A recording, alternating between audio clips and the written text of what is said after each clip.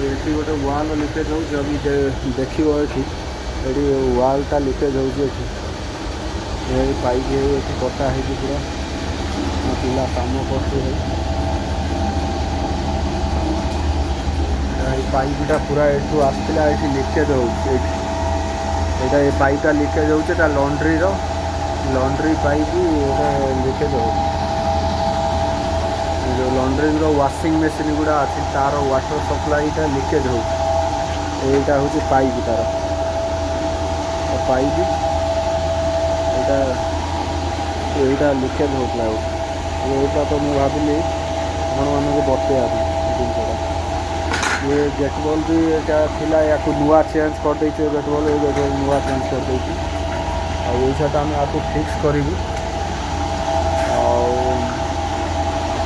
ये पाइप है पूरा कटा है रही पाइप फिटेकी पूरा कटा है रही लॉन्ड्री मुझे देखे बाहर पत्र ये पूरा ये लॉन्ड्री रही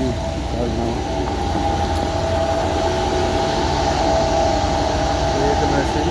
2 मशीन 3 मशीन इधर 3 मशीन का चल रहा है ये काम जो है 3 मशीन का पूरा ये लॉन्ड्री पूरा ये काम हो पूरा ये काम हो